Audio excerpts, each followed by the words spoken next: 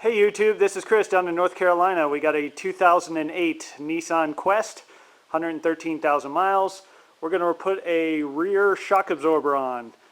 Did the front struts last week in another video. Click right here if you want to see my front struts video. Just got done doing the other shock on the other side, learned all my mistakes, and so this side should go real smooth. So this is the 1L video. Let's start. Let's jack up the car with jack stands and take the tire off. Okay, we have the wheel off. We have a jack stand over here supporting the car, and I have the jack itself, where I jacked it up, is right under the spring. Spring comes down, I got it jacked up right there. That's important because when we're getting the shock out later, we're going to have to drop this down a little bit to get that shock out. So we need the jack stand to hold the car up while this lowers down. I have this holding this up right now because I think when that shock comes out, it's all going to want to drop. So make sure you have this supported. It's supported right now. All right, much better if we have some light. Okay, you got your shock right here. Come down. You have a bolt right there. You can see that bolt. On the other side, there's no nut. So you only have to loosen this bolt. I think that was 17 millimeter. 17. So first thing we're going to do is take that guy out. Now the top of the shock, up under there, it's actually a flange. Let me see if I can get a shot of this. Kind of tough to do. It's actually a flange. There's a bolt or a nut right there, and there's a nut on the other side. You'll be able to tell better when I take it out and show you. But basically there's a nut on this side and a nut on that side of a flange, and that will actually let you bring the shock all the way out. So let me take those two nuts off and show you what we got. Okay, also on that lower bolt for the bottom of the shock, put some lubricant on there and let it sit for a couple minutes.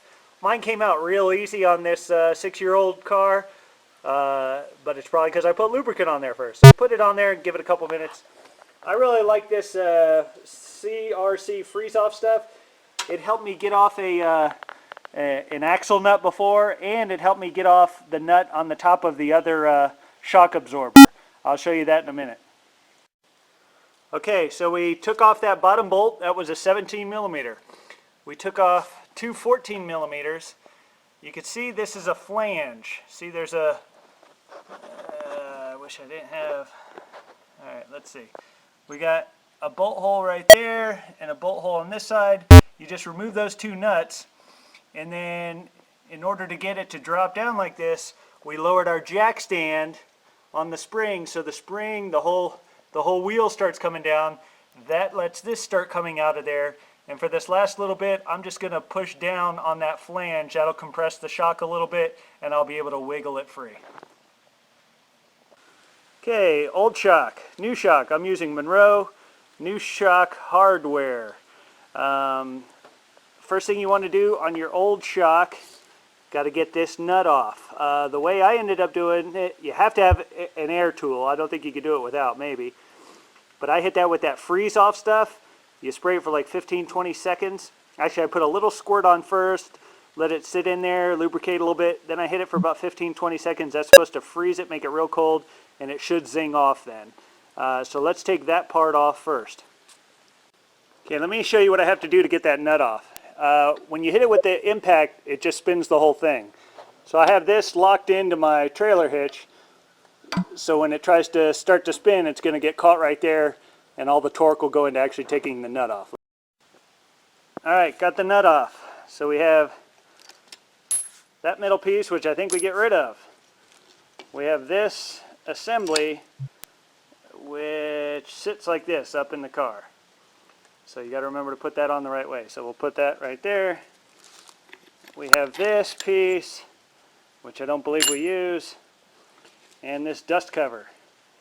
And the dust cover comes off, and we won't use the dust cover because you can see on the old shock now, it's kind of bare, whereas the new one has this metal sleeve on it, so you don't need the other sleeve. So to rebuild this, let's see. You do, all right, for this one, you're going to go metal let's see, the new one with the kind of facing up, like it's like a bowl. Put the bowl facing up, right? Okay. Then you're going to go with one of these guys.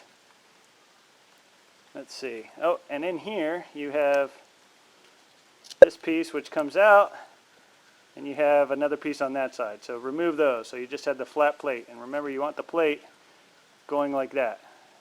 This part is sticking up into the car. So we're going to put, let's see,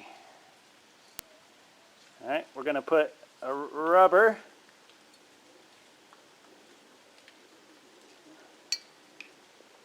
then this piece, and then this guy down through the top and down through the whole thing. Wish I had both hands free, sorry. Once that goes on top, then you're going to put this with the bowl facing down on top of all that, and nut on top of all that. Let's put it together and we'll... Okay, so on the new shock, you have first the washer with the bowl facing up. You have a black bushing. Then you have this metal plate.